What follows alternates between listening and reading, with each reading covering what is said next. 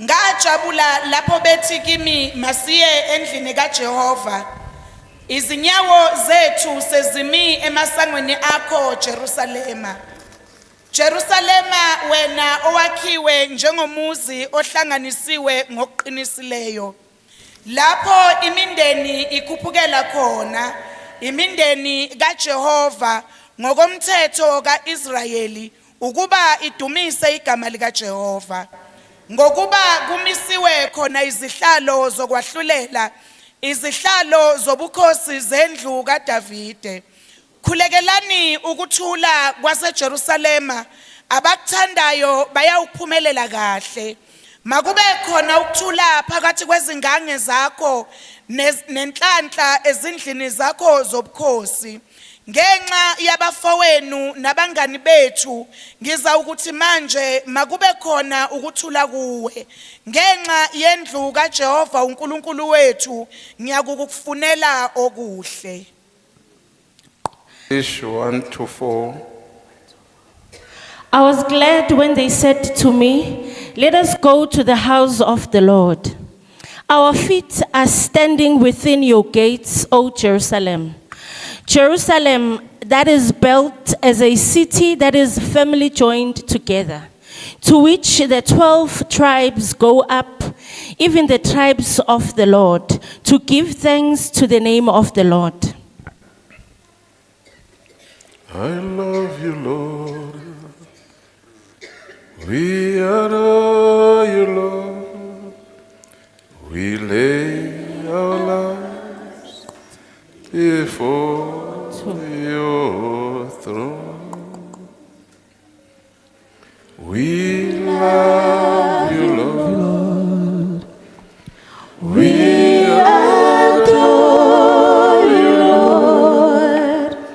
We lay our lives before your throne. Amazwi lawa akhulunywa uDavide. Siyamkhumbula uDavide ubuyaphi ngempilo. Siyamkhumbula uDavide ubuye ehlane. uDavid uyayazi rejection. uDavid uyakwazi ukuphila nabantu etephila bangambali nabantu abaphilayo. Uyakwazi ukuhlala nefamily bethi beyi7 bathi siyi6. Omunye nakabuzisisa kahle bese kuthiwa by the way siyi7. uDavid impilo yakhe ayibanga mnandi, ayibanga lula. uDavid uye wafakwa ehlane, indawo la ebelusa khona. Ama-Bible scholars bathi indawo embi kakhulu. Uma kungenzeka uthume umuntu noma umntwana noma umelusi ukuthi ayolusela kuleyo ndawo, kumele ntambama expect izindaba ezingasimnandi, ngoba lapho uzobe abhekene nezilwane ezingozi ezingamceda noma nini. Kanti uma ufuna ukufrustrate ama-plans akhe, kwenze intentionally umthume lapho kuda usebenza kuleyo ndawo. Baningi phakathi kwethu abasebenzayo, there are times la isitha sikwenza lokho empilweni yakho, kodwa bakunikeza umsebenzi ozokufrustrate, ongeke ukunikeza ukuthula. At the same time kube umsebenzi one risk yokuthi ungalimala at any time. But uNkulunkulu othembekile uyamvikela umuntu. uDavid ke siyawazi umlando wakhe, nginophinda but siyawazi umlando wakhe ukuthi ihlane uyalazi, indlala uyayazi. Uyakwazi ukuthatha isilwane imvu ayiluse kuyo lemvu engqondweni yakhe, abone umuntu azomlusa kusasa. Uyabazi ukuthakathaka bemvu, uyakwazi ukuqina kwemvu. Uyayazi imvu nayo yomile, uyayazi nayilambile. As a true shepherd, I strongly believe ukuthi nayilambile noma akathi idlile ekseni, but uyayiholela futhi ehlane ukuthi ikwazi ukuthola ukudla. Noma seyiwomile kuba kanjalo futhi uyayenzela indlela yokuthi ithola amanzi okuphuza. Uye uDavid lo. uDavid uyabonakala uNkulunkulu sekamphakamisa ngoba nawe uzophakanyiswa. Bonke abaphakanyiswayo kusho ukuthi basuka phansi. Uzobe wenza iphutha ngelife mawufuna ukusuka phezulu. Sonke wonke umuntu qala phansi. Ene phansi akusimnandi. Phansi kunokunyazeka. Phansi kunokunyazwa. Phansi kunokudelelwa. But as long uwazi ukuthi lithini iphupho lakho ngempilo yakho, uzodlula leli hlathi leli lokudelelwa, le rejection, lokuhletshwa, uqanjelwa amanga. Wena ufocus kuloko obizelwe kiko. Ubenjalo uDavid. uNkulunkulu sekamphakamisile, sekanako konke. Sekamangaza futhi ukuthi ititle yobukhosi ayimxabanisanga noNkulunkulu. Abantu abaningi bahlubuka uNkulunkulu ngenkathi sebathweswa ama-crown wobukhosi empilweni sabo. Babone uNkulunkulu sebembhekela phansi as if uNkulunkulu ongadingi ukudunyiswa. But uDavid akabanga njalo. uDavid kwangathi ukhumbulile ukuthi ehlane ngenkathi ngibambana nebhere ngasizwa uNkulunkulu. Ehlane ngenkathi ngibalambana nelion ngasizwa uNkulunkulu. Khona futhi ku campsite ngenkathi ngibhekane noGoliath ngasizwa uNkulunkulu. Ene lapho bekubhlungu kakhulu ngoba abantu bebangizungezile begazi lami. Omunye wabo ongu-Eliab ubekhona naye, but akakhuluma ngamazwi a-encourageayo. Ukhuluma amazwi okungiceda amandla. Ukhulume namazwi okungisola ukuthi ngifunani la, ngoba kwangathi ngize ngokuphapha kwami uma siyibeka ngelanguage yamanje. But lokho akumqedanga amandla. Meaning ku-life uma kunabantu abathembile abaqeda amandla, ungapheli amandla. I-maturity yakho uthi understanda ukuthi lokhu uNkulunkulu akuphe kona bona baku-understand, ngoba bakuphiwanga bona, kuphiwe wena. So sometimes there's no need ukuhlala phansi uphikisane nabantu ngephupho lakho. Okubalulekile ukuthi wenze lokho kusenhlizweni yakho. uNkulunkulu akubusise. Nangu David manje sekaphila kamnandi. Amen. Ngendlela aphila kamnandi ngayo uma ulandelela indaba kaDavid, kwangathi ama-riches awamkhohlisana. Siyamthola ngelilanga esina ejabulile sina phambi kwenkosi, waze kwadineka umkakhe uthi le nkosi yenzani izehlisa na, ukuthi sonke nasesiphambi kwenkosi omunye nomunye uyakhohlwa ama-status akhe abe ngcono phambi kukaNkulunkulu, ukuze uNkulunkulu uqobo lwakhe akwembathise. Siyambona ke uDavid esebukhosini futhi lelinye ilanga kuba nomlando ukuthi uDavid akhumbule ukuthi njengoba a-rich unabantu ekumele ba-benefit abaziyo. Ingakho omunye wazi le ndaba wasuyaveza indaba kaMephibosheth ukuthi kunefa uMephibosheth angalithola, uma uDavid ekhumbula abantu akhule nabo, akhumbule ihlobo ezibe nayo kuPalace, akhumbula adlule nabo ehlane, ukuthi bakhona kumele babenefit. Njengoba nawe uNkulunkulu nasakukhumbulile, ungakhohlwa izihlobo zakho, ungakhohlwa lo yawo wakugcobisa ivaseline, umbashile, uwazi ukuthi uNkulunkulu kuyamjabulisa lokho. Kuyamangaza-ke ukuthi uDavid bese-ke ukhipha nawo amazwi ukuthi ngajabula la kuthiwa masiye endlini yenkosi. Kongathi uDavid wabheka ama-camels akhe, wabheka amahashi akhe, wabheka izinkomo, wabheka kuPalace ijewelry anayo, wabheka all the spices anazo. Kongathi wabheka nejacuzzi anayo engasiyi-1 egcwele ama-room nje kuPalace. But uDavid wathi konke lokhu ngikushaya indiva, isikhathi sokuthi ngiyokhonza uNkulunkulu. Wangathi wathi zonke lezi zinto ngizi-achieve ngoNkulunkulu, anginolenza iphutha ukuthi lezi zinto zingibambe ukuthi ngamkhonzi uNkulunkulu.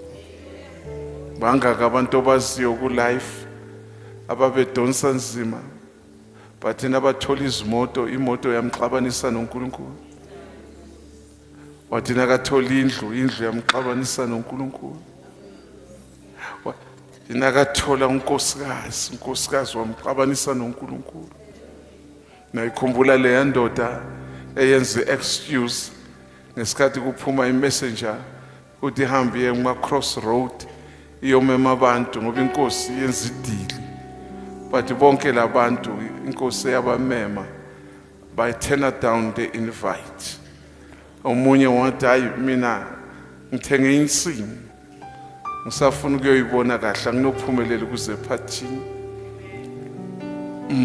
Omunye wathi ngithenge izinkabi ezu-5 meaning ziyi-10 ngoba kuyi-yoke, so anginophumelela ukuza.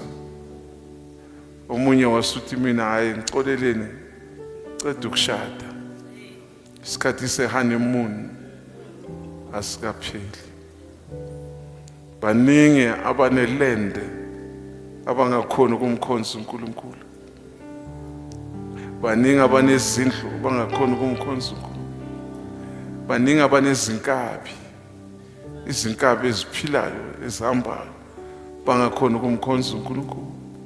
Kanti abanye izinkabi zabo ama-thoughts abanawo, kunezinto bangafuna ukusondela kuNkulunkulu, becabanga ukuthi lezi zinto ziyogadwa ngubani, bakhohliwe ukuthi lezi zinto zize nguNkulunkulu. Ongazigada ngcono uye uNkulunkulu. Khuluma nje ngathi ngizawushaywa la, but ngivumeleni ngikhulume ngithi you'll be surprised. Kunawo umama every Sunday engimele babe senkonzweni, but abakhona ukukhonza ngoba bagada obaba. Okay, ngisho basempumalanga ke abakhona ukukhonza ugadela obaba. Isport angena kiso naye ungena naye, aza imagine ukuthi manje seka spend imali engaka. Kanti wisdom ithi wayunganikezeli lo muntu kuNkulunkulu, umcelele ukuthi ngelilanga avuleke amehlo abone ukusa nokukhanya kwevangeli, nokuthi ulandelele nama-back pocket wakhe, wakhuthuze udibane ney'lips zase-dry clean ukwade. Ngelilanga udibane neslip esibuyele ku-shoe repair bebalungisa ipenseli. And wona uyabheka icatshula zakho buflat bonke, awuna penseli wena, mara umuntu bekabhadala amapenseli alungiswayo. Zonke lezi zinto uzigulisa wena, ngoba umuntu okhona uNkulunkulu. Ilaba abagade izinkabi zabo, ilaba abagadile izinto ezithize empilweni. Ngithanda le ndoda lena, ngiyaphambuka nje. Ngithanda le ndoda ithe hayi cha mina ngicela ukushada ngixoleleni bakithi. Ngisesebumnandini. Ngiku romantic mood. Yes. Ufuna ukuthi ngisuke nje mina ngithathe owakwami. Kuthiwa it takes two to tango. Bese nami ngishaya ithengo ku sitting room. Over all is well. Bakhona abantu abathi nabashadene izinto babona lezi zinto abazishadile angisho izinto ezingabantu ngisho izinto impela babone izingcono kunoNkulunkulu. Awazi ukuthi khona amakhaya avalwayo Sunday, amabandla avalwa Sunday, amakhaya avuliwe ngoba umnikazi wekhaya uthi namhlanje le 8 room ngifuna ukuyiqala sukele ekamareni elincane ize ngiyophumela egate. Leso sikhathi abanye bayakhonza babonga uNkulunkulu. Babonga uNkulunkulu ngabantwana ku grade R. Kuthi isikhathi esiphila kisa abantwana bethu badla ama poison. Abantwana bethu abana protection bese bazophakamisa izandla. Bathi baba ngizokubonga ukuthi nangu umntwana wami usibuyile ekhaya. Ngoba baningi abantwana bafisile ukubuya. Abanye ababuyanga kwalanda wabazali. Bathiwa akusuye lo wakho na. Umntwana angasekho. David uthi ngajabula nabathi masiye endlini yenkosi. uDavid lo uthi mina ngajabula kwangathi bekane idea uDavid ukuthi I will prepare my mind, my soul, my emotions ukuthi ngendlini kaNkulunkulu manje. Sukele egate angena azi ukuthi uzendlini kaNkulunkulu. Azi ukuthi akazange emntwini but uze kumdala weinsuku uzoba abazobukhulu bakhe. Glory to Jesus. Hallelujah. Uthi omunye umhlabelelo ungadineki ungaphazamiseki uma ngicula ama praises unganikezela uNkulunkulu because you don't know my pains. Awazi la ngidlule khona. Ngiyeke ke manje ngipraise. Glory to Jesus. Ngoba ngesikhathi sami sama pains bongekho. Isikhathi okhona kiso yilesi sama praises. Manje ungamangali. Waye kwangathi ngisangene. No, I'm sober minded. Ukuthi ngiyabheka emuva ukuthi konje ngibuyaphi.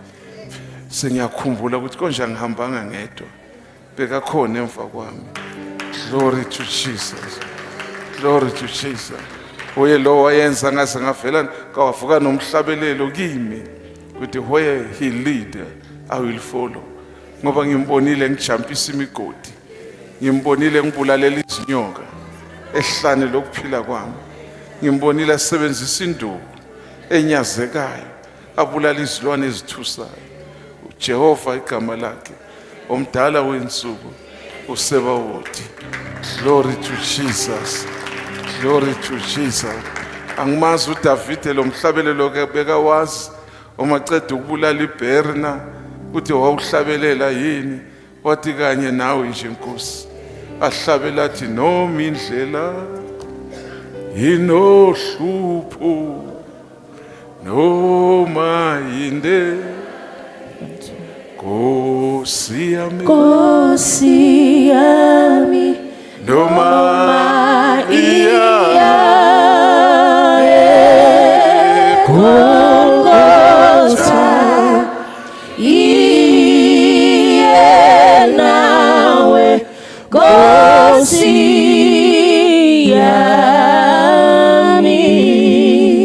kwangathi uma aceda ukubulala iBhere wajabula wathi ngiwinile not knowing ukuthi kusezela yona.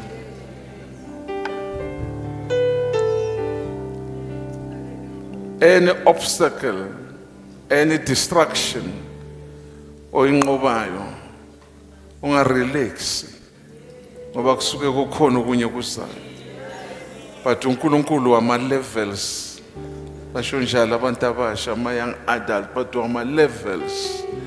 Yes akafuna ukukusanganisa uziveza nga 1-1 until uphumele ngale kwaGoliath before uzoya kwaPalace.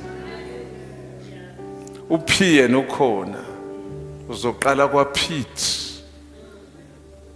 Abafundi beBhayibheli nabakhuluma ngoPete, but it's an acronym kaPete, Prophet in Training. Meaning lo mgodo kiwo manje mina ngwazi wena uyawazi training. That is why nawubheke emaceleni akunasizo. Ingaku David wazi wathi hayi man ngiyabheka emaceleni angiboni lutho. Wathi ngiyawuphakamisela amehlo wami entabeni. Usizo lwami luvela phi na? Luvela kuJehova.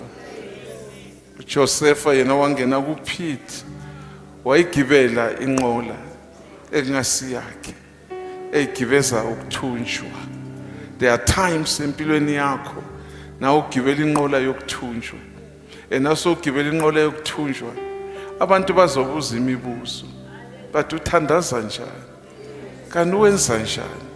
Wayavelelwa izinto ezinje ukuthi abazi ukuthi ugibele inqola yama-Ishmaelites.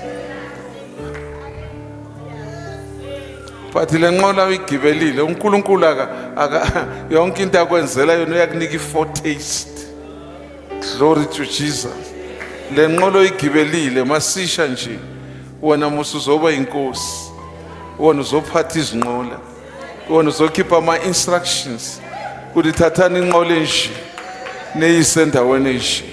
But before ugibele unakhipha ama-instructions kumele uyigibele emuva. Glory to Jesus. Awugibele emuva kuphela uyigibele emuva nje sowugadiwe ngoba kambe imali zabantu. Wena kumele ukhiphe umjuluko wakho ngale mali ekhokhiwe. Impilo le. Tshelo seceleni kwakho ukuthi impilo le. Wa understand impilo. Izifo sizoncipha emzimbeni.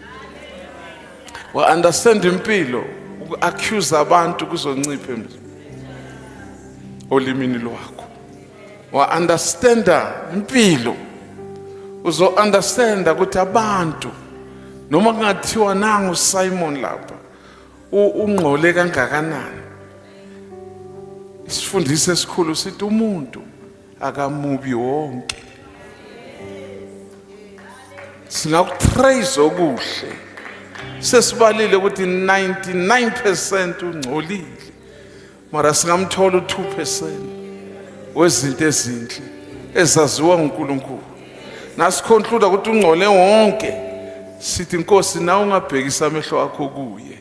Singobani thina singavemba uNkulunkulu? Kodwa ngabhekisa amehlo akhe kwabanye abantu na. Angazi noma ngiyangizwa. Amen. Impilo le. Impilo le. Kumele uyiphase i-test yaku life. Uyiphase le test. Ewitbank besenza ama-discussion ekseni kuba nenkulumo ethi abantwana bakhuliswe ngogogo bamovaker kunabantwana bakhuliswe bomama. Yes, but abomama nabacela abantwana reported speech. But abomama nabacela abantwana bamantombazana akathi ngo6 ngifuna ukudla. Uthi uzobona iplan ukuthi singadli late akamushu 6. Marugogo uthi la ekhaya ngo6 kuyadliwa. And abantu by so doing lo mntwana lo waxegiselwa amatomu. Lesikhathi life seyimfuna ayi1. Seyimfuna ayi1. Kunezinto azobazimistile ekhaya. Amaklasi angawaphasanga. Ngiyam imagine umntwana ohamba ya evarsity angakwazi ukuwasha. Angakwazi ukupheka. Uyoxaka abanye abantwana nabavuka ekseni. Nakalala nabanye abawu2 3 kusho ukuthi ezakhe impahla bayozijampa. Glory to Jesus. Ivest kaNomsa le. Iblouse lakhe. Yakhe le. Enter the dragon. Ukuthi indaba ubaleke itest ekhaya. Sekaba uhlazo lephambili. Ngingako sithi teaching yasemndeni ithi Simon nabafana kumele bafunde ukupheka. nabafana kumele bafunde ukuwasha noma kune help ekhaya abafana baziwashele nje. Amen. Akusi punishment ukuma rehearsals ukuze kusasa lakho na ungena stage ungaphathisa amahlo. Abekho abantu abaphathisa amahlo nabangena stage bangapracticeanga. Glory to Jesus. Ufuna ukuthini na? Ngikhuluma mina ngoDavide othi ngajabula nakuthiwa masiye endlini yenkosi. Amen. Ukubaluleka kwe-local church, ngiyacabanga uDavid noma nezimoto noma nani wabheka the nearest church, the nearest temple, the nearest tabernacle, wathi ngizoya lapha ngiyokhonza uNkulunkulu. Hallelujah. Amen. Uma inkosi nomuntu oku-top position nakaya enkonzweni ngasikhathi kuvama ukuthi kume yonke into. Sike saba nethuba lokuhlala eZimbabwe kancane. ISunday nakudlula bekumgabe leso sikhathi nakadlula enkonzweni. Imoto zonke besiphumela ngaphandle simeceleni silinde 40 minutes 45 minutes yadlula umphathi wenkonzweni. Besingcondo zethu ungafaka abanye abantu yami beyithi kaze ukhonza kuphi, ngoba ingcondo yami bethi nangathola la khonza khona ngingaya ngelilanga nasiphuma ngimhlebele ngelende kuthi mara nami ungangisikela nje ephisanyana yelende. Manje kuthiwa cha bekangacaci ukuthi ukhonzaphi, bekatshintsha amabandla.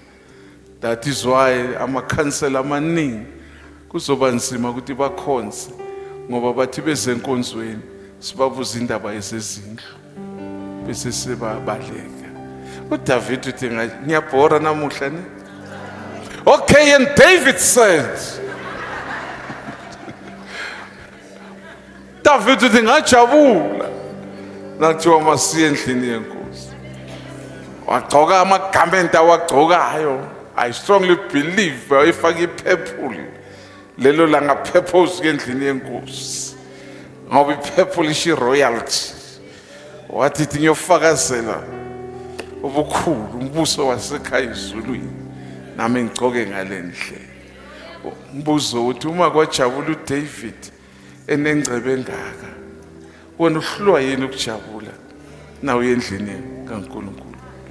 Uhlulwa yini uyelana endlini kaNkulunkulu ubuso bakho buswacile na? Uyelana endlini kaNkulunkulu umsola uNkulunkulu, ukhohle ukuthi uphume ekhaya ugezile, uthi lamanzi abuyaphi? Le nsipho le othi incane le yona le ncane ukhohle ukuthi ibuyaphi?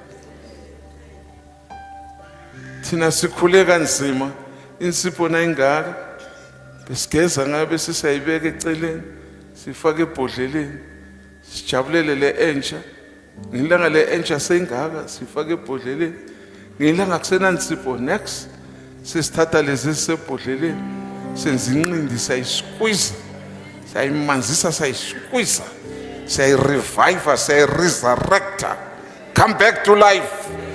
Wanna take a bath. Glory to Jesus. Sikhule kanjalo. And lapho safunda lapho ukuthi do not despise small beginnings. Ngoba lensipho engageza ngayo, ilelanga ngigeza ngayo, ngangiyobhala iphepha lokugcina lika matric and ngaphasa. Kusho ukuthi lensipho ya contributor. Glory to Jesus. Anginyazanga, ngayisebenzisa fruitfully. Glory to Jesus. Impilo le.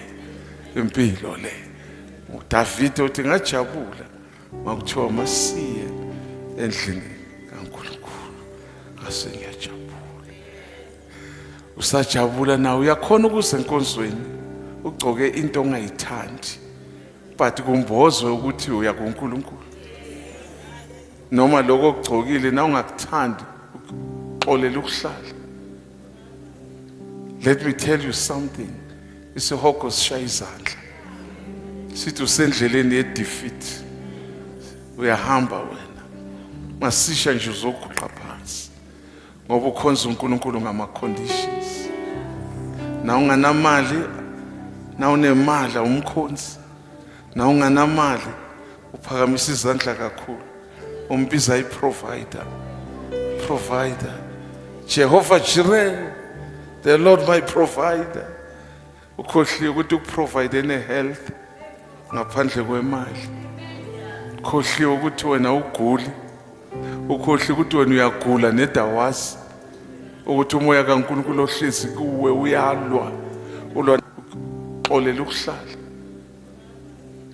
Let me tell you something. Isihoko sishaya izandla. Sithi usendleleni ye-defeat. Uyahamba wena. Masisha nje uzoguqa phansi.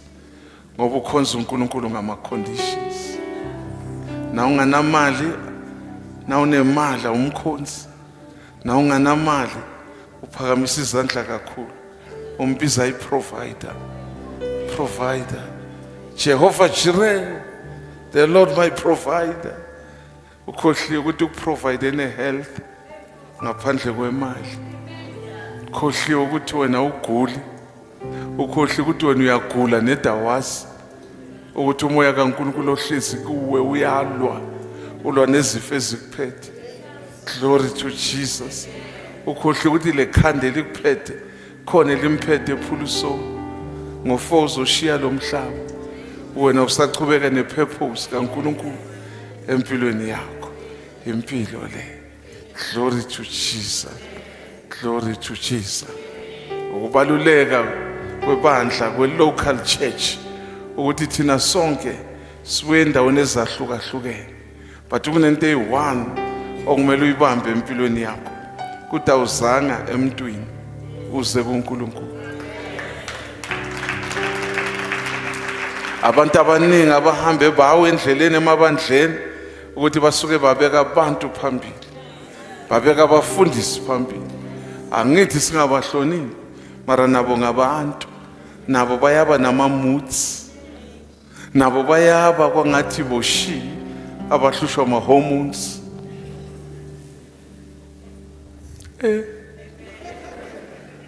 Glory to Jesus. Abantu nabo angisho lithi iBhayibheli uEliya naye wayengumuntu njengathi. Amen. But uyenza njengalo yamfazi wahlushwa umopho. Athi ngizwile ngalo Jesu, ngimbonile lo Jesu. Hey, but la madoda hayi khona ambiyele man, angikhona nokusondela. And iculture yalabantu ayivumi ukuthi ngingushiya ngisondele. But namhlanje I purpose in my heart that if I can touch the hem of his garment, impilo yami izoguquka. Wakhohlwa all the boundaries ezikhona, as a tradition, as a culture. Wadlubulundela waphenya amadoda, wayothinta umphetho wengubo kaJesu. Unjalo umzalwane okhonza effectively akabheki ukuthi uvinjwa ubani ukuthi angakhonzi, ubheka ukuthi lo kumele amkhonze usekhona na. Yiko kubalulekile empilweni yakho. Wakhomba uSathane ukuthi wena ukhubeka easy, uSathane uzodlala ngawo, uSathane uzokwenza ibhola, uSathane every time uzobeka abantu abazoba izikhubekiso phambi kwempilo yakho. Angeke umkhonze uNkulunkulu uzozuke.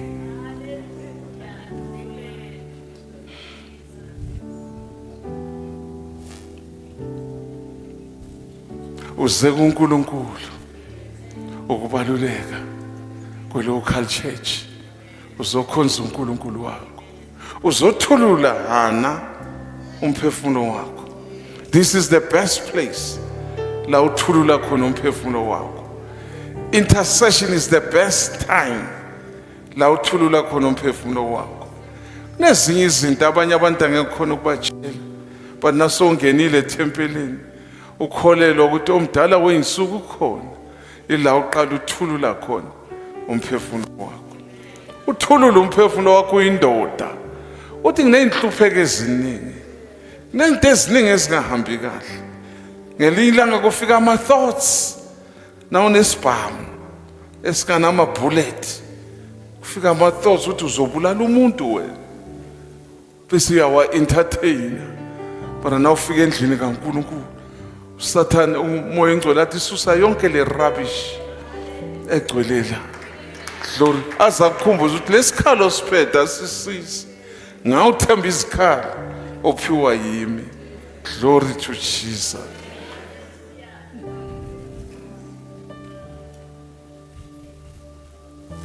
Uzokhonza uNkulunkulu ref. Uzokhonza uNkulunkulu ngetalent lakho.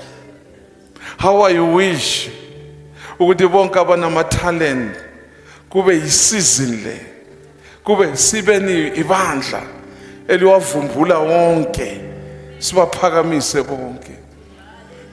Lithi iBhayibheli isipho sakho siyokungenisa kwabakhulu, meaning lento uNkulunkulu akuphe yona noma ingabukeka kwangathi ayisi-religious, ayinabu-Christianity, but isipho sakho kumele udle ngaso kulife. Ibandla indawo la kuzoceceshwa lokhu uNkulunkulu akuphe kona. Ibandla indawo la kuzovezwa lento ekuwe wena ongazi ukuthi unayo. Kunabantu abanezinto ezinhle marabazi. Yes, why? Abanye baphile bakhulele emakhaya labe bahlale bamhlalisa phansi kakhulu. Yonke intathu uyayenza hlala phansi, was next. Yonke intathu uyayikhuluma thula wena asizwe uzo ukuthi uthini. Ibandla indawo la sizothi zo awuyeka abanye sicela ukubezwa nabo ukuthi bathini. Ila simangala khona ukuthi awu lo dad unento nje naye. Glory to Jesus. Aningizwa sinama young adult la ebandleni amanana ama-profession amahle kakhulu badliwa amahloni. Maribandla indawo yokuthi ngelilanga sibabone bagijima la sekuphela amahloni basebenzisa izipho zabo. Glory to Jesus. Hallelujah. Amen. Hallelujah. Ukubaluleka kwe-local church. uDavide wangathi uDavide uthi hey umsebenzi wami mkhulu kakhulu. Ithi ngithola ithuba yothulula komdala wezinsuku ngikwazi ukubuya ngizohola lesi sizwe. Kusho uDavid ophethe isizwe. Wena ikhaya lakho, ifamily yakho naso ucinene kakhulu, uthulula kuphi? Uthulula nini? Ngoba bakulindile endlini. Bakufuna uphilile.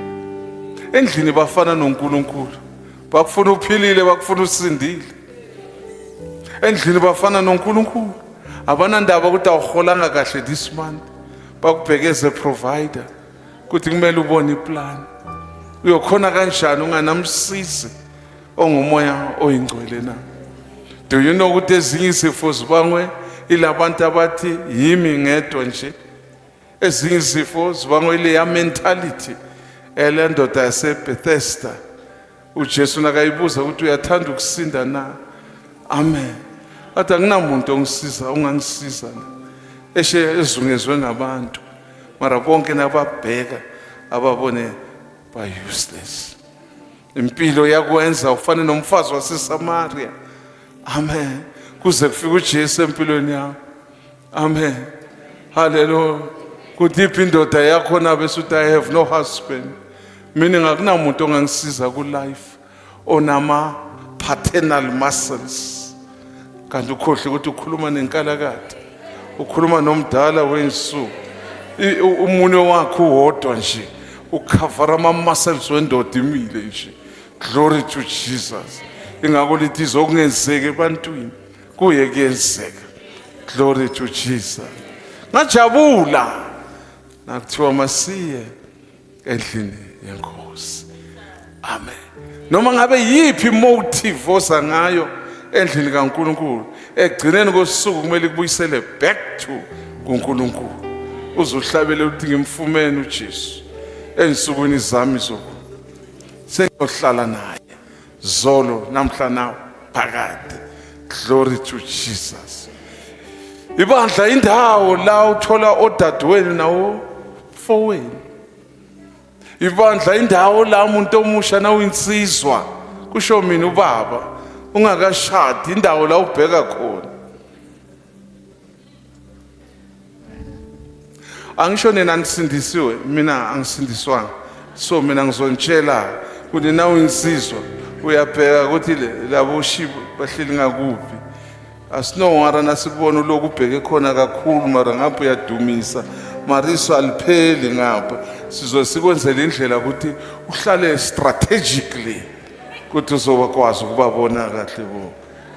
That is why nalama screen abheke kuwe kahle kahle kuze abanye ubabhace bangaboni ukuthi yababona kusendlini inkosi. Anginandaba ukuthi nithini mina ngiyakhuluma.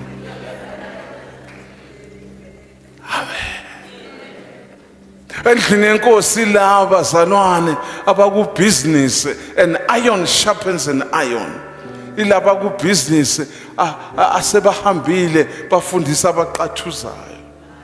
Uthi business yakho mara uyichuba njani? Ngikhomba izindlela ngisize ngenze njani. Ene bakhona abaningi nabo abangakusiza. Hayi ukukusiza ngokuthi uboleka imali, ngokusiza ukuthi bakuphi knowledge, bakuphe le skill. Ngoba kusasa siyoba yifa lakho indlu yenkosi. Glory to Jesus. Ngajabula uma kuthiwa masiye endlini yenkosi.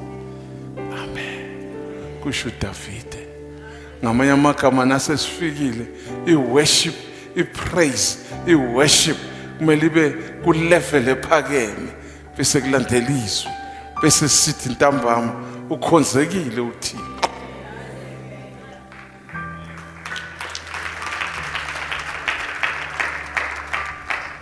Anginonichithela isikhathi ngifike late but ngisho njalo ukuthi uDavide uthi wajabula wathi masiye endlini. Thola ithuba uyofunda le verse ngama version awu4 angafani uzobe unomehluko. Glory to Jesus. Amen. Hallelujah.